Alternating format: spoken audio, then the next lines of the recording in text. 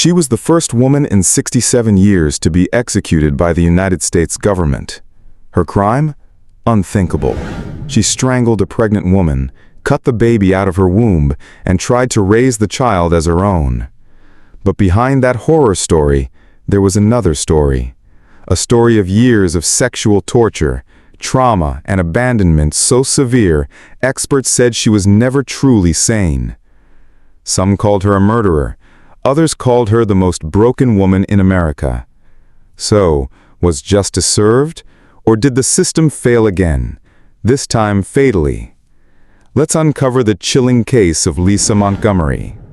You're watching Death Row Diaries, where we peel back the layers of America's most infamous executions. We bring you the true crime stories that don't just shock, they force you to question everything you thought you knew about justice. If you're into real cases, raw truths, and the darkest corners of the criminal justice system, hit that subscribe button and join us as we step into the life, crime, and death of Lisa Montgomery. December 16, 2004. In the quiet town of Skidmore, Missouri, a young woman named Bobby Jo Stinnett was 8 months pregnant and getting ready to welcome her first child into the world. She bred dogs, and that's how she met her killer, through an online forum for dog lovers. Lisa Montgomery had arranged to buy a puppy from Bobby, but she had a different plan. When she arrived at Bobby's home, Lisa wasn't there for dogs. She attacked the 23-year-old woman, strangled her with a piece of rope, and, using a kitchen knife, cut the unborn baby out of her womb. Bobby Jo died from blood loss on the floor of her own home. Montgomery took the baby, a newborn girl, and drove away, attempting to pass the child off as her own. She had even told friends and family that she was pregnant, despite having undergone surgical sterilization years earlier. It was a lie she believed so deeply, it eventually drove her to kill. The sheer brutality of the crime stunned the nation. A woman murdering another woman just to steal her baby? It sounded like something out of a horror movie. But what most people didn't know was that Lisa Montgomery's mind had been broken long before she committed murder. Lisa's fantasy of starting a new life with the baby didn't last long. By the next day, police were already closing in. Montgomery had driven home to Kansas, where she was found cradling the newborn, telling everyone she'd given birth the day before. Her story fell apart instantly. There was no hospital record, no signs of childbirth, and investigators were already working with leads from Bobby Jo's computer. Montgomery had used a fake name to contact Bobby through a dog breeding message board, but tech experts quickly traced the IP address. Within 24 hours of the murder, FBI agents arrived at Lisa's house. She was calm, composed, and willingly handed over the baby, almost like she didn't realize what she had done was real. That same day, Lisa Montgomery confessed to the killing in disturbing detail. The baby, miraculously, was healthy. She was returned to her father and raised by family.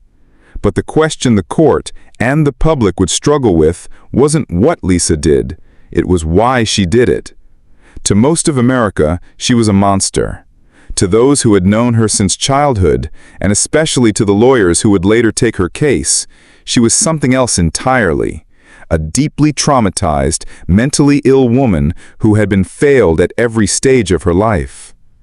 Lisa Montgomery wasn't born a killer, she was made. Her first experience with sexual violence came at just 3 years old, when she would lie in bed next to her older half-sister as their babysitter raped her sister night after night. By age 11, Lisa was no longer a bystander. Her stepfather, Jack, a violent alcoholic, began raping her once or twice a week. The abuse wasn't just sexual, it was systematic. He built a small, isolated room off the side of their trailer in Oklahoma, with a private entrance. It was designed for rape. Inside that room, he smothered her face with a pillow, beat her head against the floor, and sexually assaulted her so violently, Lisa would later be diagnosed with traumatic brain injury. But the abuse didn't end with him. When Lisa's mother discovered the abuse, she didn't call the police. Instead, she held a gun to her head and screamed, "How could you do this to me?" Then she began trafficking her daughter to repairmen, friends, and strangers in exchange for plumbing work or small favors. Her parents would strip her naked, tape her mouth shut with duct tape, and make her stand on the porch while drunken men laughed at her. If she made a sound, she was threatened to being sent away. Lisa's childhood wasn't just abusive, it was torture. According to social workers and psychologists who later studied her case, Lisa Montgomery endured the kind of psychological destruction typically seen in child soldiers or prisoners of war. Her stepfather even cut a hole in the closet of the trailer so he could spy on her without her knowing it.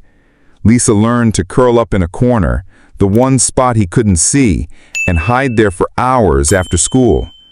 This wasn't childhood, it was survival. She developed PTSD, dissociation, psychosis, and memory fragmentation, conditions that blurred the line between reality and fantasy. By the time she was an adult, Lisa was living in a dream world where she could forget the horror she had lived through, even if only briefly.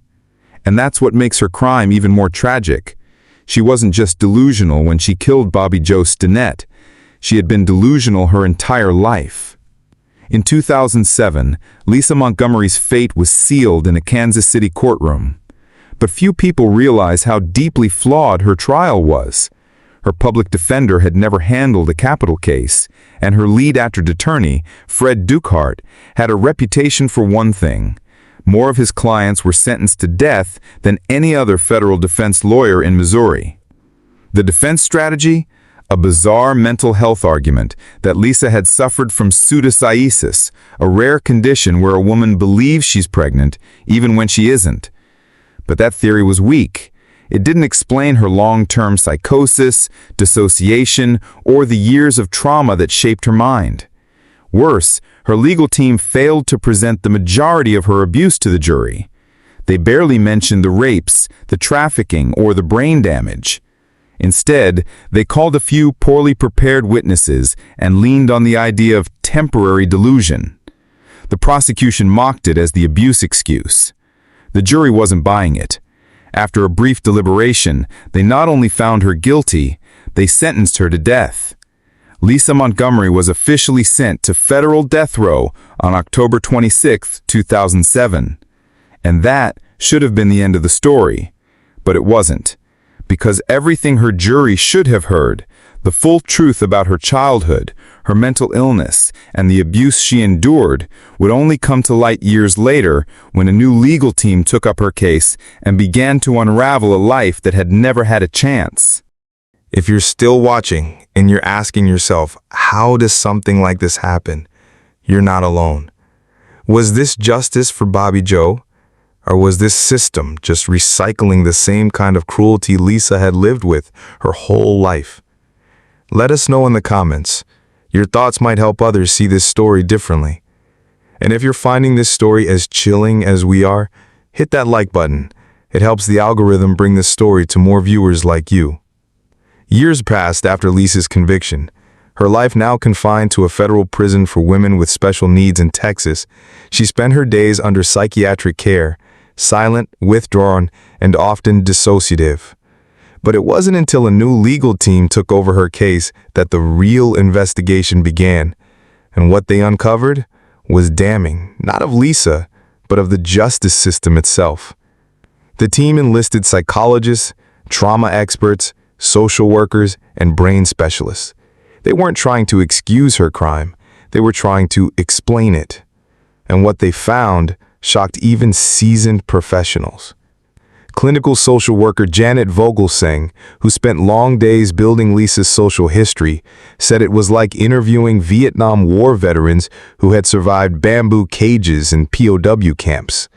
Dr. Catherine Porterfield, a trauma psychologist who worked with child soldiers in conflict zones, described Lisa's symptoms as classic signs of extreme, long-term trauma: dissociation, flat affect, fragmented memory, and an inability to connect to her own pain. Lisa often referred to herself in the third person when talking about her abuse. Her face would go blank. her voice hollow. It was as though she had disappeared inside her own mind. She had been diagnosed with post-traumatic stress disorder, PTSD, bipolar disorder, dissociative disorder, brain damage, and even psychosis. What's worse, much of this evidence was available at the time of trial, but her original lawyers didn't present it.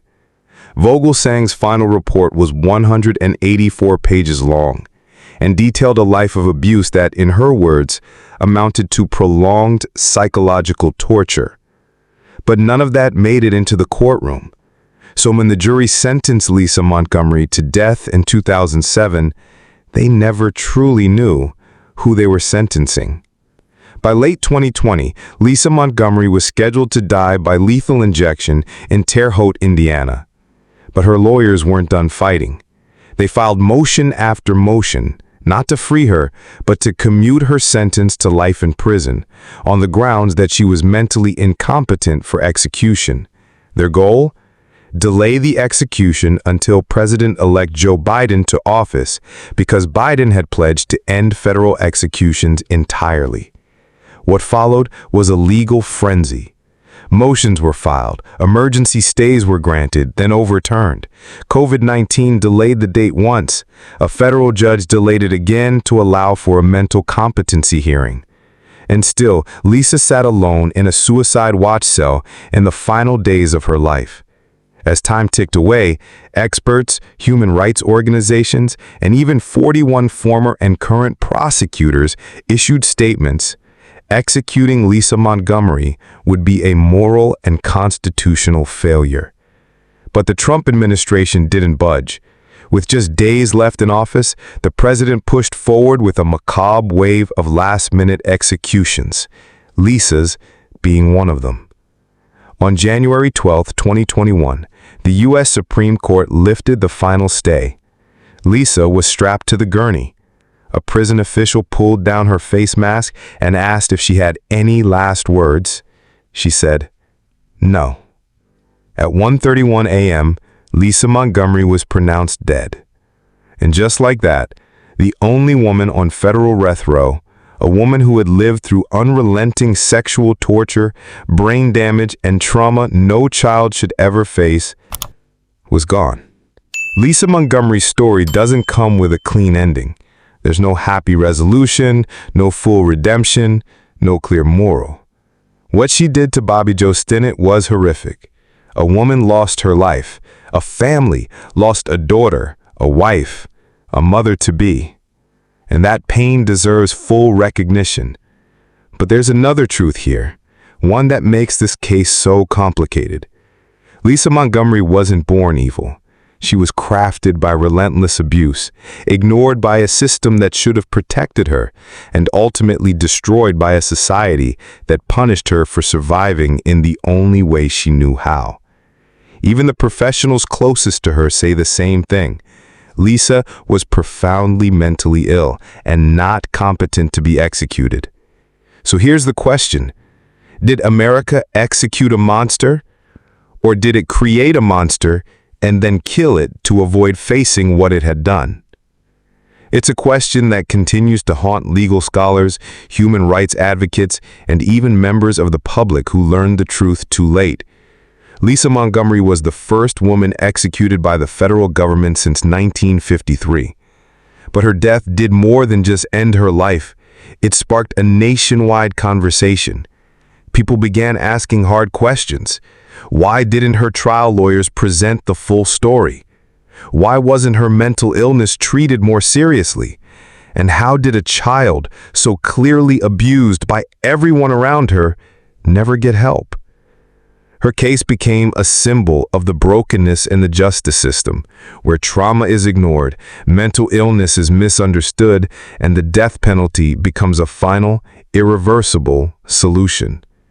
Even after her death, Lisa's story is used in law schools, advocacy circles, and trauma studies as a cautionary tale. Not because she was innocent, but because her story shows how easy it is for broken children to become broken adults, and how fast society is to condemn them without ever asking why. On May 10, 2002, the state of Alabama strapped a woman into its infamous electric chair, a battered wooden seat known as Yellow Mama. She became the first woman executed in Alabama in nearly half a century. The woman's name was Lynda Lyon Block, and before she became a convicted cop killer, she had lived a life full of contradictions. Civic leader and animal rights advocate on one hand, but also a fugitive from justice and a believer in radical ideologies that placed her in direct conflict with the law. This is the story of how a Florida woman transformed from respected community member to one of the most infamous names on Alabama's death row. Lynda Cheryl Lyon was born on February 8, 1948, in Orlando, Florida. At first glance, her life could have been ordinary, the kind of childhood that leads to a normal adult life. But beneath the surface, things were not so simple. When Lynda was just 10 years old, tragedy struck her family. Her father, Francis Stephen Lyon, died suddenly of heart failure. For a young child, losing a father figure at such a crucial age can create a wound that never truly heals. For Lynda, this loss left her emotionally vulnerable, and it forever shaped the way she saw authority, trust, and family. Her relationship with her mother, Berilyn Elizabeth Owen, was nothing short of toxic. She would later claim that her mother was both physically and mentally abusive, creating a home environment that was not nurturing, but instead filled with tension, fear, and resentment. She grew up not only with grief, but with hostility within her own home. Psychologists often point to early trauma as a seedbed for later rebellion or distrust of institutions. In Lynda's case, the combination of an absent father and an abusive mother may have hardened her outlook on life and authority. It's important to understand this backdrop, because later, when she rejected the authority of the government, refused to recognize the power of the courts, and even destroyed her own Social Security card, these actions weren't random. They were consistent with a life that began in mistrust and rebellion. But her early years weren't all defined by hardship. Lynda was bright, charismatic, and had the ability to connect with people. These traits would later allow her to thrive in civic life and community leadership. However, charisma combined with deep inner turmoil can be a dangerous mix, one that draws people in, but also pulls them into chaos. As she entered adulthood, Lynda seemed to be searching for stability, but the way she sought it would foreshadow the turbulence ahead. For a period of time, Lynda Lyon Block seemed like the perfect example of a woman who cared about her community. In Key West, Florida, she became deeply involved in civic and social causes. She wasn't just a passive participant, she took on leadership roles. She worked with the Humane Society, not just as a volunteer, but serving as secretary. She even became an animal abuse investigator, showing a willingness to fight for those who couldn't fight for themselves. She was active in local politics. She served as president of the Friends of the Library in Key West for 2 years. She also worked as the publicity director for a mayoral candidate. On the outside, she looked like a woman dedicated to making the world better, a community servant, a voice for change. Her second husband, George Sibley, later claimed that charity was a constant trait of Lynda's character. According to him, she had compassion, empathy, and a sense of responsibility towards others. But here's where the contradictions start to appear. At the very same time she was giving back to the community, Lynda was also developing a deep mistrust of government and authority. She wasn't just politically active, she was politically radical. She launched her own political magazine, Liberatus. This wasn't a standard civic newsletter. It was filled with anti-government rhetoric, skepticism about authority, and hints of the extremist ideology she and George Sibley would later embrace fully. This dual life is one of the most fascinating aspects of Lynda's story. To the casual observer, she was a well-meaning community activist. But beneath the surface, she was hardening into a person who saw the government not as a partner, but as an enemy. It raises an important question.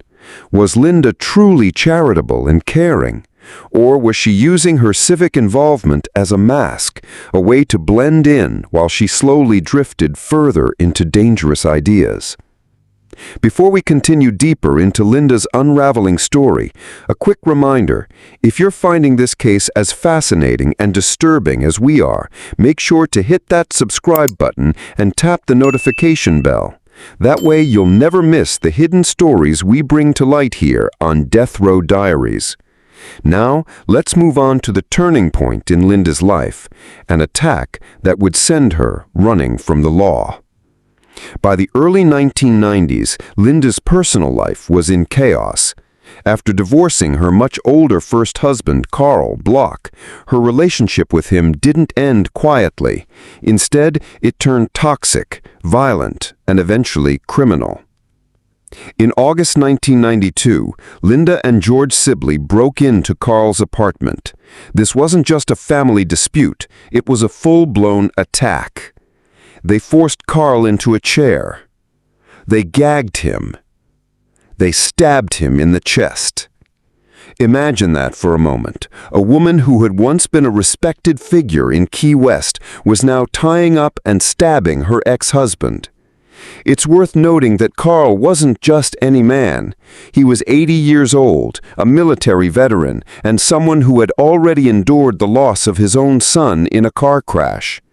The brutality of the attack made the crime even more shocking. Neighbors eventually discovered Carl and alerted authorities. Lynda and Sibley were arrested and charged with aggravated battery on someone over the age of 65. In court, they entered a plea of no contest, essentially not fighting the charge.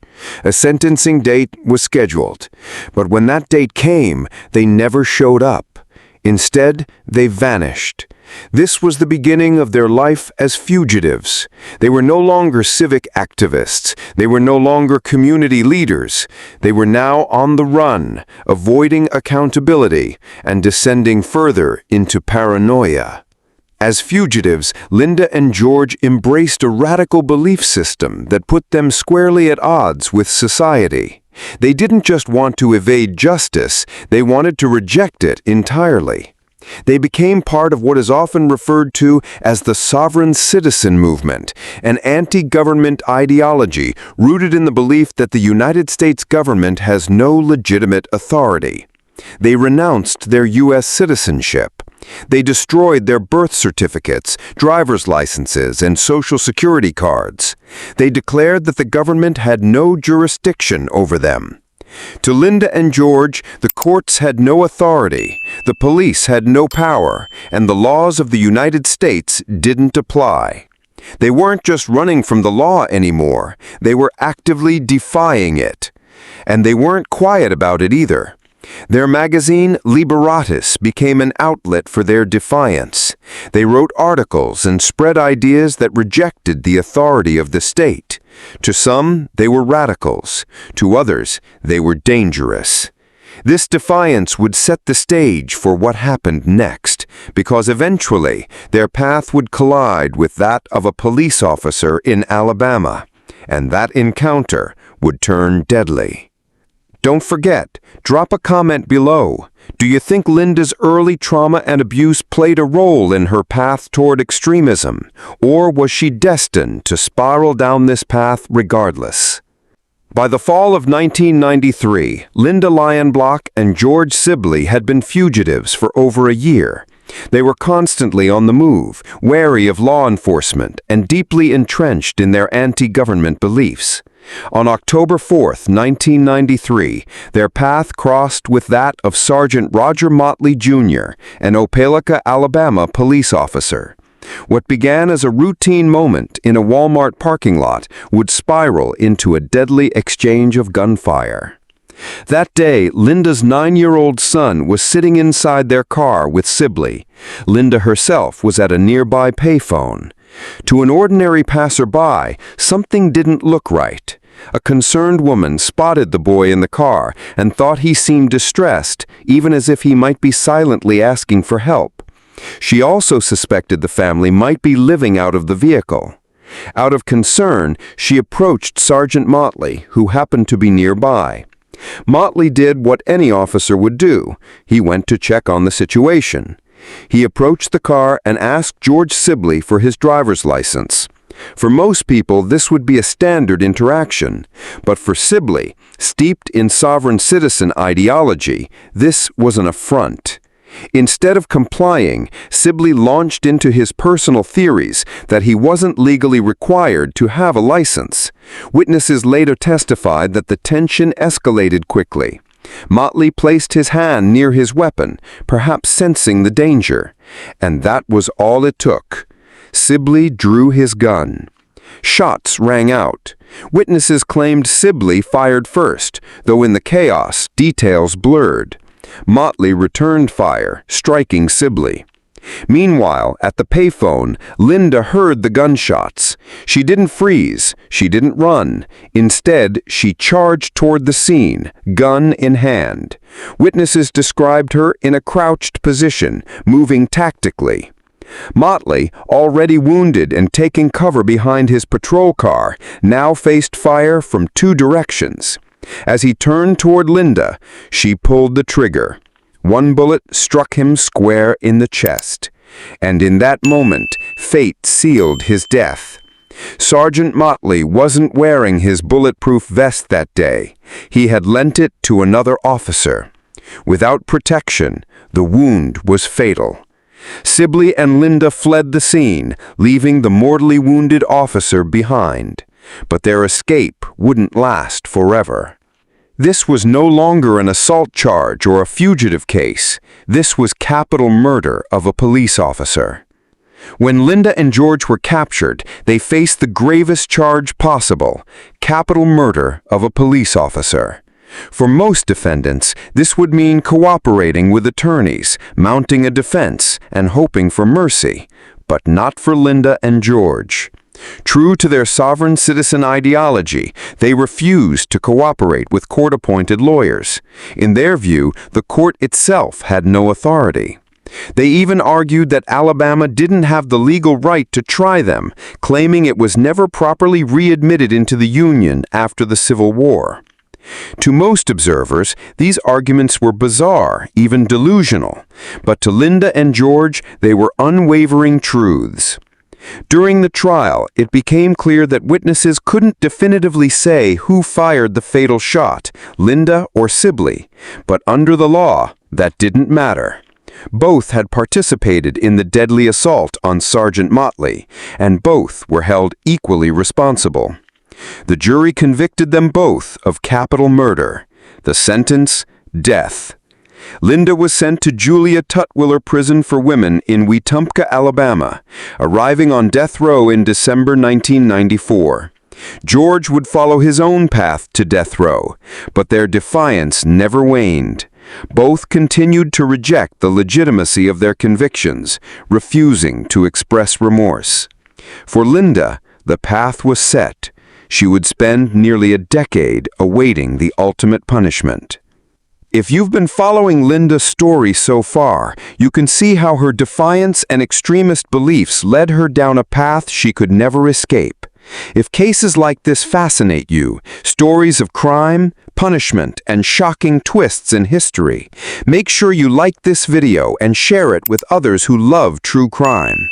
It helps more people discover Death Row Diaries and keeps us bringing you stories the mainstream often leaves untold. Now, let's move to Lynda's final days, her last hours before meeting Alabama's electric chair.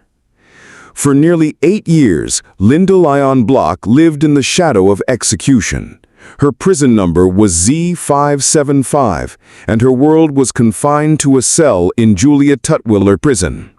Life on death row can break people. Some beg for appeals, others cling to religion. Lynda did neither in the conventional sense. She stayed true to her beliefs, showing little outward fear or remorse. On May 10, 2002, her time ran out. That evening, 3 friends visited her for several hours. She also saw a spiritual advisor, though she remained stoic, never revealing cracks in her defiant armor. Unlike many other inmates, she didn't request a special last meal. She also refused to make a final statement. At midnight, she was escorted to the execution chamber at Holman Correctional Facility in Atmore, Alabama. The chair waiting for her was infamous, a yellow-painted electric chair nicknamed Yellow Mama, used for nearly 180 executions since 1927. Witnesses described her demeanor as chillingly blank. Alabama Department of Corrections Commissioner Mike Haley later said, "She never displayed any emotion throughout the very end. Her stare was a very blank stare." At 12:01 a.m., the current was switched on. At 12:10 a.m., Lynda was pronounced dead. She was the first woman executed in Alabama since 1957. More than that, she was the last person in the United States to die by electric chair without the option of lethal injection. Her execution marked the end of an era. Within weeks, Alabama officially switched to lethal injection as the primary method of execution. For the family of Sergeant Roger Motley, the execution brought some closure, though not all. His widow, Juanita, had planned to watch Lynda's execution, but couldn't bring herself to stay until the very end. She left the chamber before the switch was pulled. George Sibley followed Lynda 3 years later, executed in 2005. Like Lynda, he went to his death without apology, maintaining his beliefs until the last breath. The case of Lynda Lyon Block remains infamous for several reasons. It highlights the danger of anti-government extremism.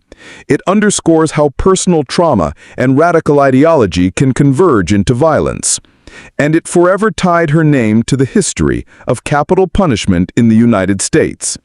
Her blank stare in the final moments symbolized her life, unflinching, unrepentant, and unyielding to authority until the very end. Lynda Lyon Block's life is a chilling story of contradictions. A woman who once devoted herself to civic causes, animal welfare, and community service, but who later turned against the very society she once served.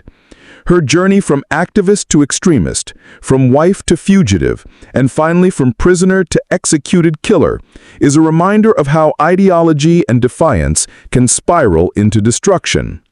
And in a strange twist of history, her death didn't just mark the end of her own story, it also marked the end of the electric chair era in Alabama.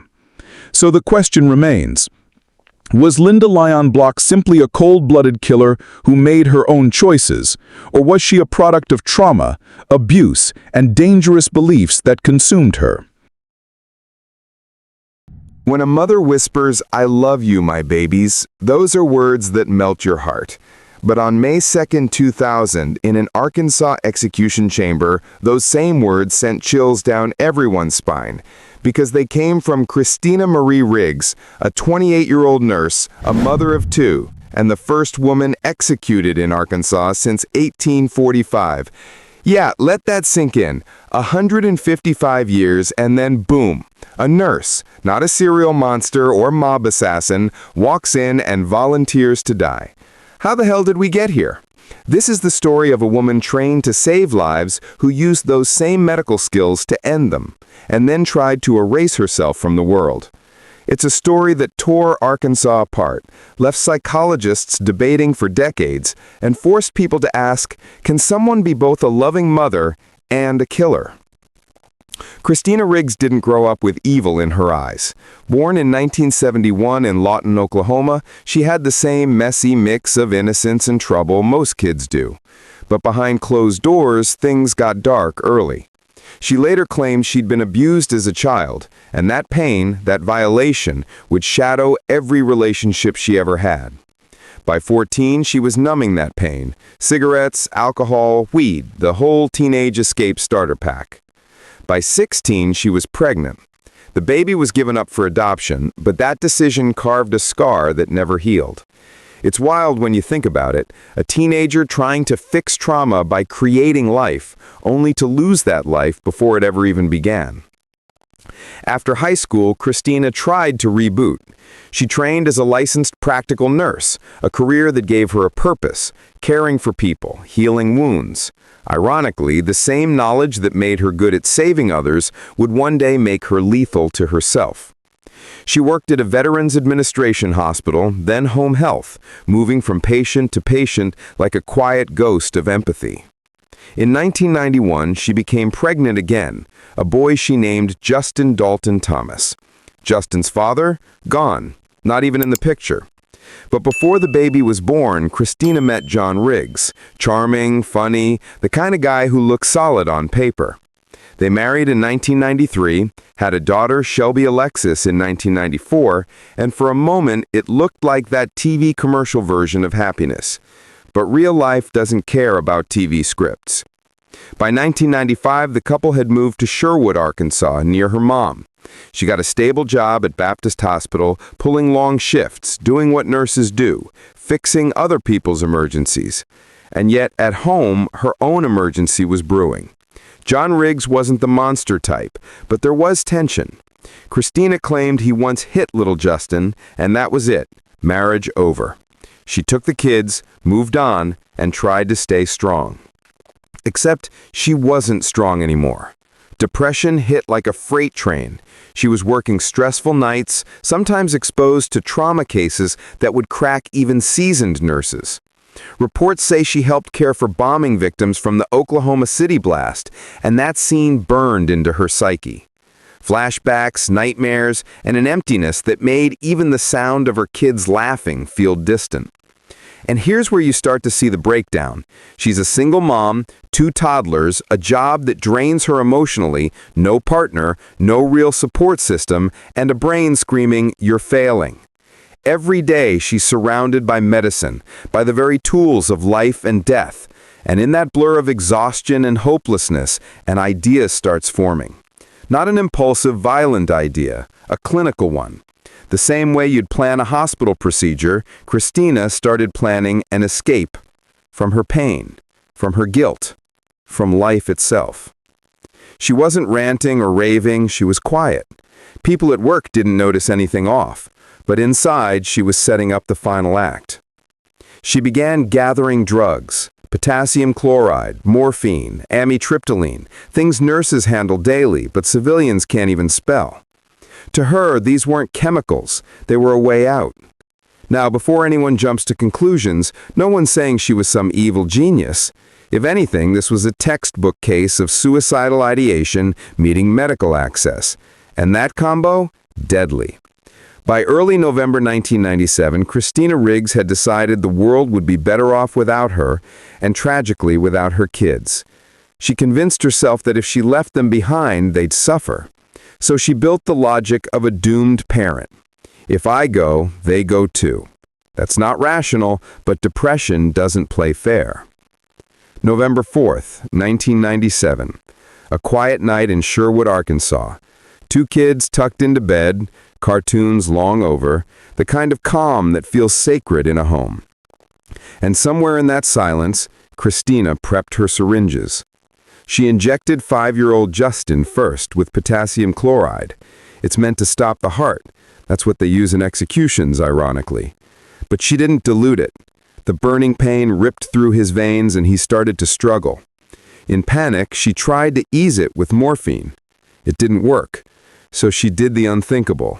She smothered him. Then came Shelby, just 2 years old. After seeing what Justin went through, Christina couldn't bring herself to use the needle again. She covered her daughter's face and pressed down. Moments later, both children were gone. She laid them side by side on her bed, covered them with a blanket, and kissed their foreheads. Then she wrote suicide notes, apologies, explanations that no one could ever understand, and swallowed 28 amitriptyline pills, injecting herself with the same potassium that failed earlier. She expected darkness, peace, nothingness. 19 hours later, her mother found her unconscious on the floor. Christina Riggs, the nurse, the mother, the would-be victim of her own plan, had survived. Her children had not. The courtroom was cold, but the atmosphere was electric, thick with tension, grief, and disbelief. Christina Riggs sat motionless, almost eerily calm, as the prosecution laid out every haunting detail of that November night. They painted her not as a grieving mother, but as a calculating one.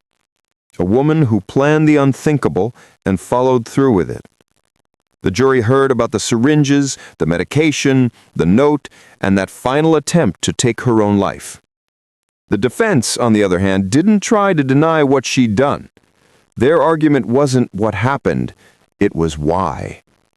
They told the jury about Christina's crushing depression, the endless night shifts, the exhaustion, the guilt, and how she'd lost faith in the system that once helped her save lives.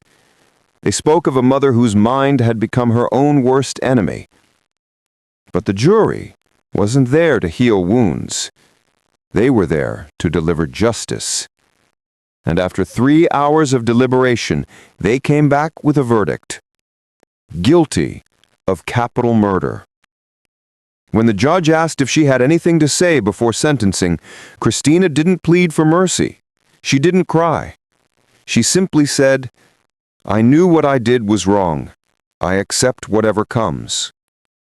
It was quiet. Too quiet. The kind of silence that feels like it's holding its breath. Then came the words that sealed her fate. Christina Marie Riggs, you are hereby sentenced to death by lethal injection. And just like that, the nurse who once gave life through medicine would now lose her own to it. In the years that followed, Christina refused to appeal her sentence. She told her lawyer she didn't want to fight it. She believed she deserved to die.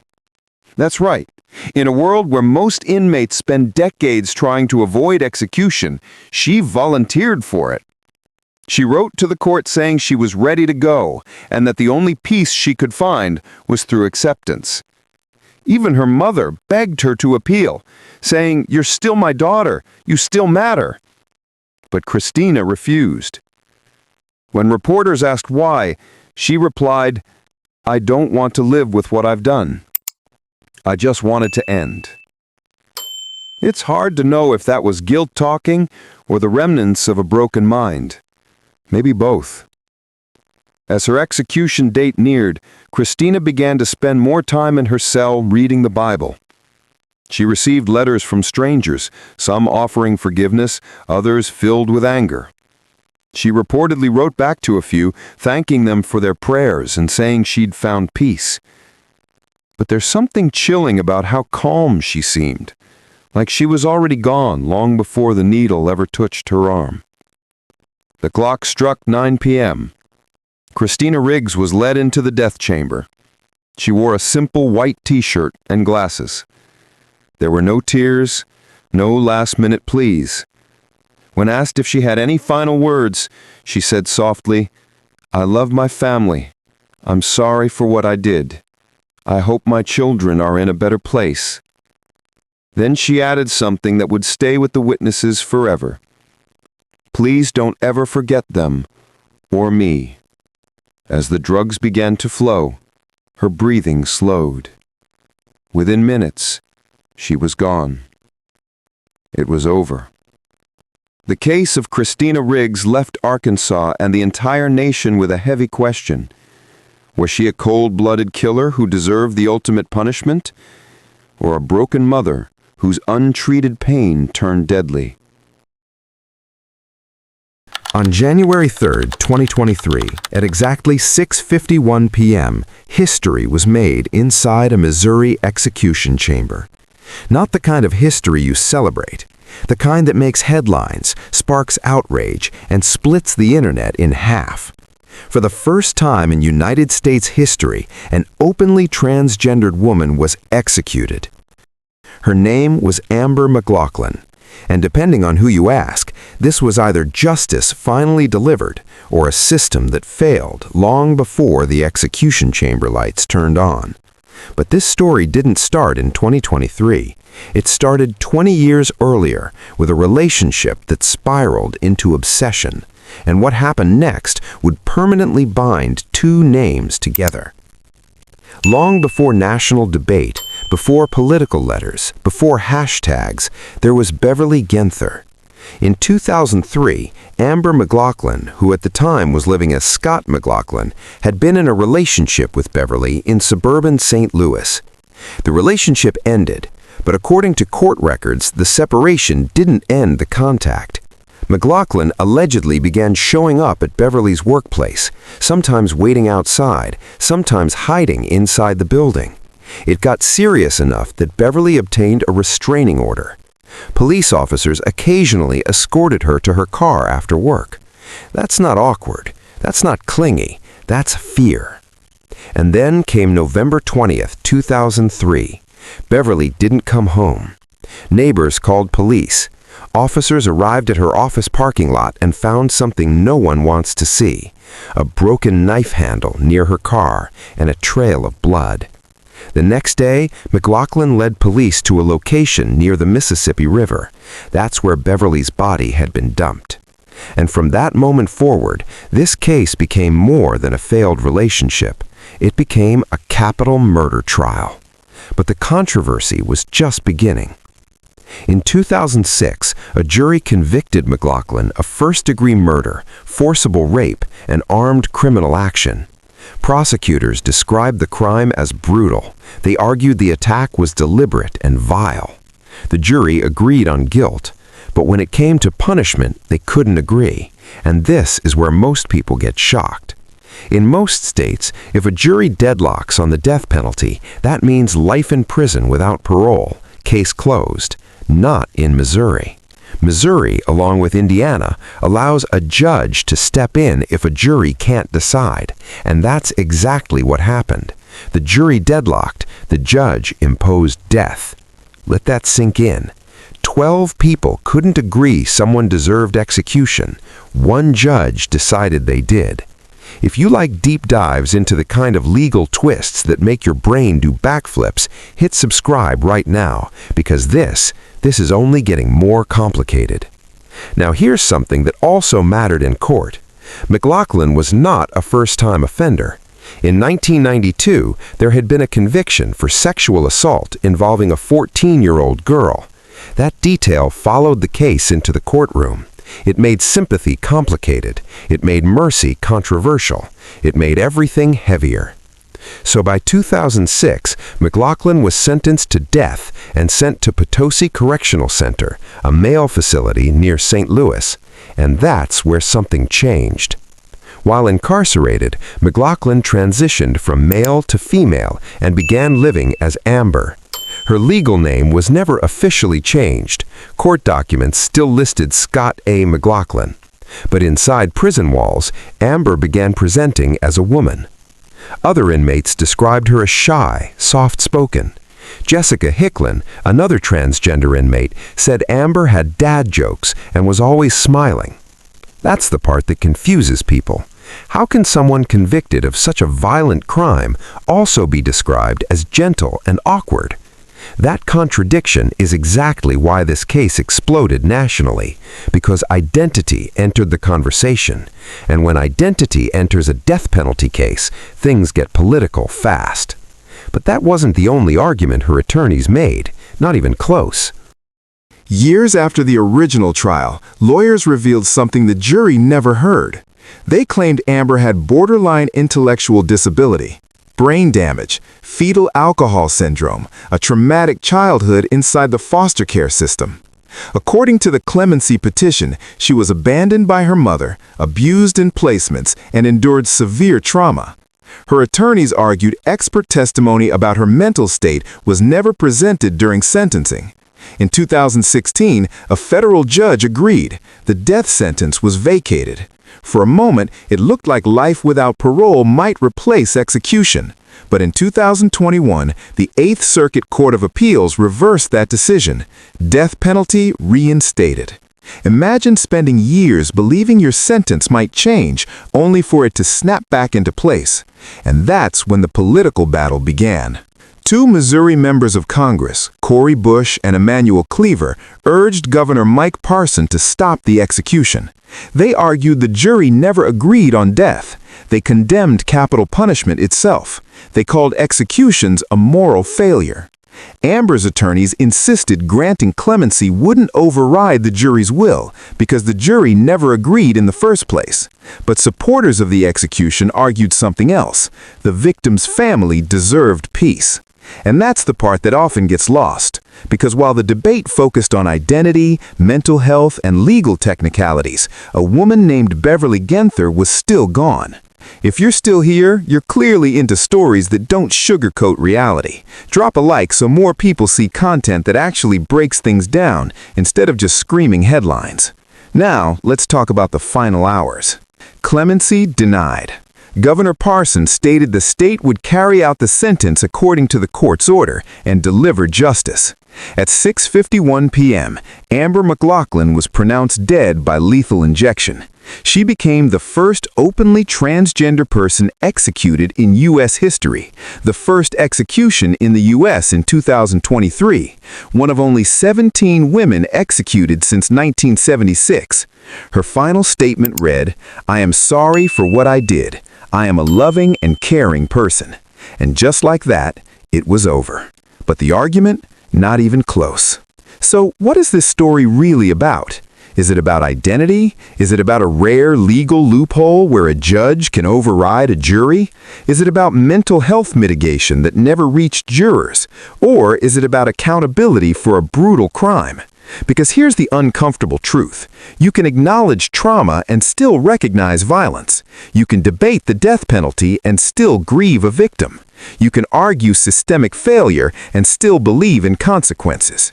This case sits in the middle of all of that. Some see it as historic injustice. Others see it as justice delayed for 20 years. And that's why people are still arguing about it today.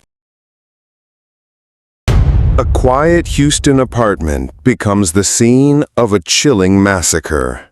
Inside, 3 lifeless bodies, a young father, a 7-year-old boy, a baby girl barely old enough to walk, each of them shot execution style.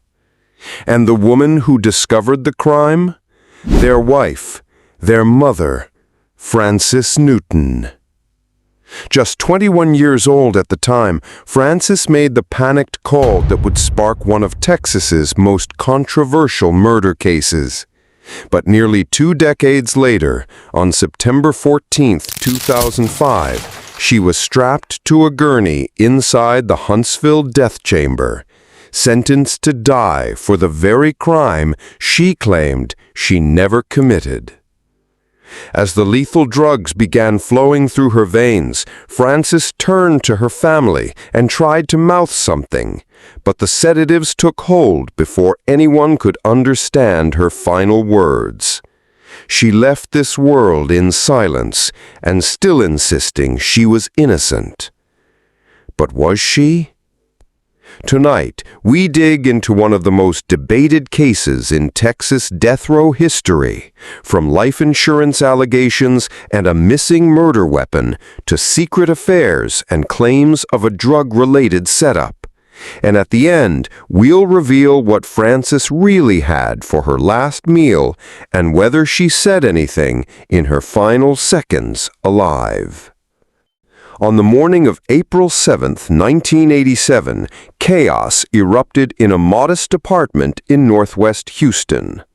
Frances, just shy of her 22nd birthday, claimed she had come to check on her husband and children. But when she stepped through the door, she was met with a nightmare.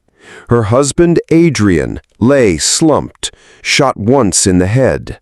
Her 7-year-old son, Alton, was dead, a single bullet to the chest, and her 18-month-old daughter, Farah, also shot, execution style.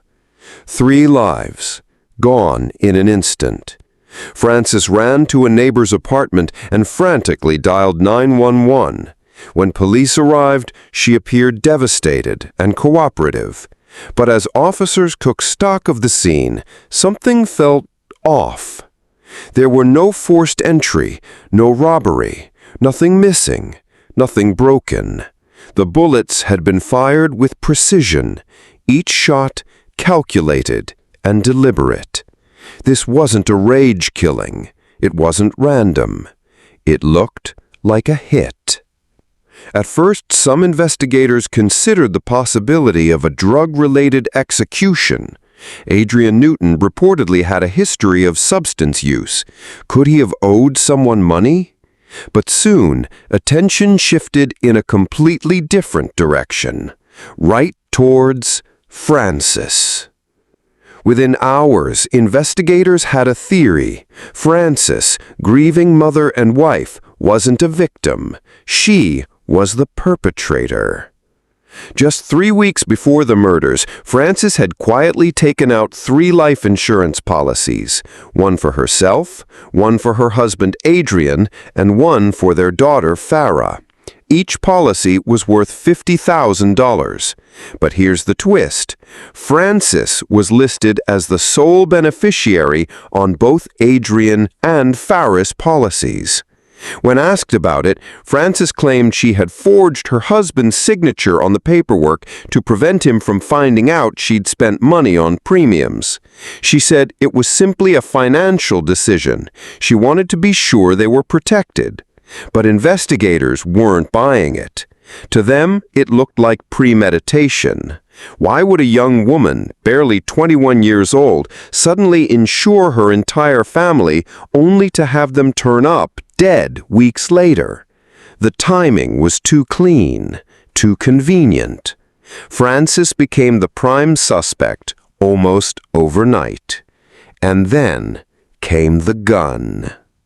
Police soon learned that shortly after the murders, Frances had hidden a gun in a relative's house, inside a paper bag no less. The weapon?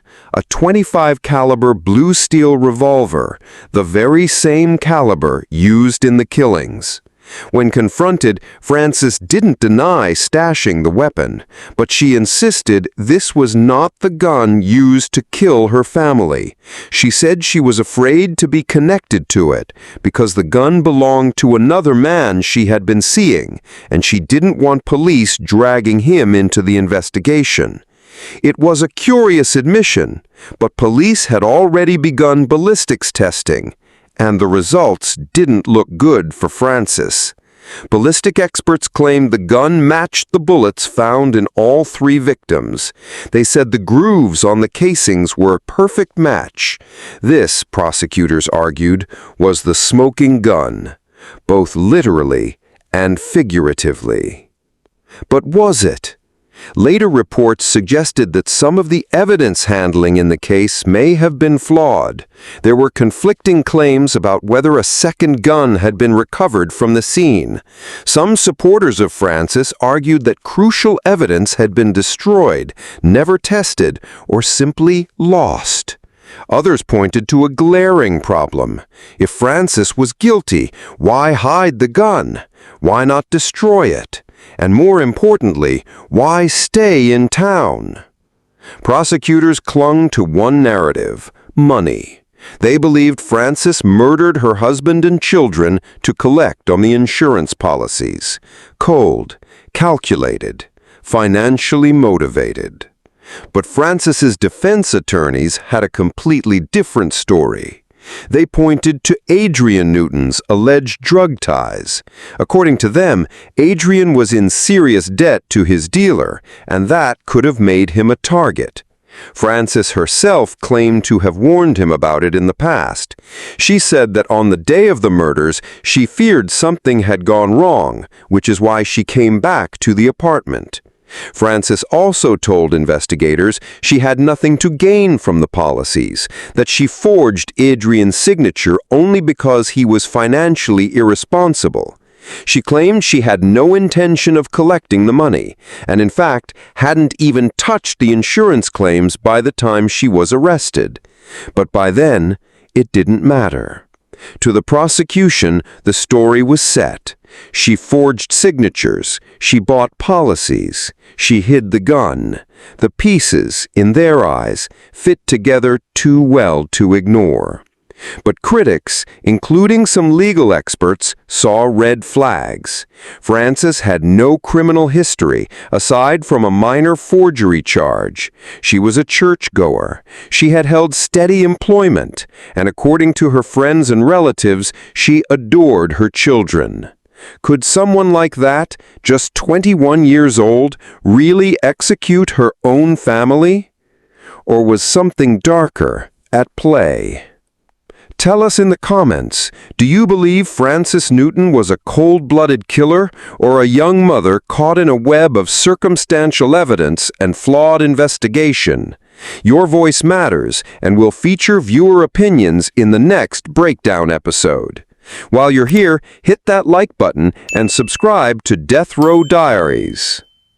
Frances Newton's trial began in October 1988, and from the start, it was uneven. Her defense was appointed by the state, underpaid, overwhelmed, and, by most accounts, unprepared. Deadlines were missed, evidence was overlooked, and perhaps most damaging, her defense never fully explored alternate theories about who might have committed the murders. Some of her appeals centered on one simple fact: crucial physical evidence had been destroyed or never tested. Forensic reevaluations were never allowed in court, and a gun that might have proved her innocence or someone else's guilt was never entered into the record. Even a fellow inmate, incarcerated with a relative of Frances, claimed that another man had bragged about killing her family over a drug debt. But none of that made it into court. None of it was enough. And while her defense team tried to bring these issues to higher courts, the clock kept ticking. In the eyes of the system, time had simply run out. In December 2004, just hours before her scheduled execution, Frances Newton received a rare 120-day reprieve from Texas Governor Rick Perry. The reason? New questions about ballistics evidence. Forensic teams wanted to retest the murder weapon and reconsider the possibility of a second gun. There was even support from unexpected places. Adrian Newton's parents, the victim's own grandparents, wrote a letter asking that Frances's life be spared. But time was cruel. Despite the stay, new appeals were swiftly denied. The Texas Court of Criminal Appeals rejected her fourth habeas petition. The U.S. Supreme Court declined 2 last-minute appeals without comment. The Texas Board of Pardons and Paroles voted unanimously against clemency. Even her final attorney, David Dow, fought desperately for a 30-day extension to challenge the ballistics evidence again. But the answer, once again, was no. On September 14, 2005, Frances Newton's time officially ran out.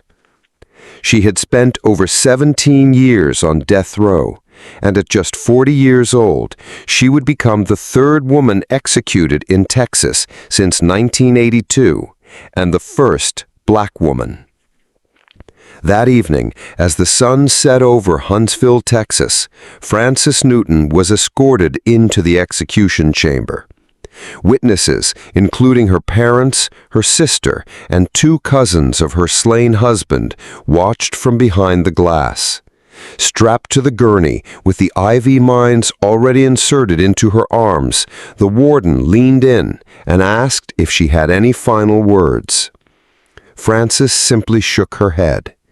"No," she whispered. That was it. The drugs began to flow. Her eyes flickered. She turned her head to her family and appeared to mouth something, but her lips never formed full words. Within seconds, her eyes shut. She coughed once, gasped.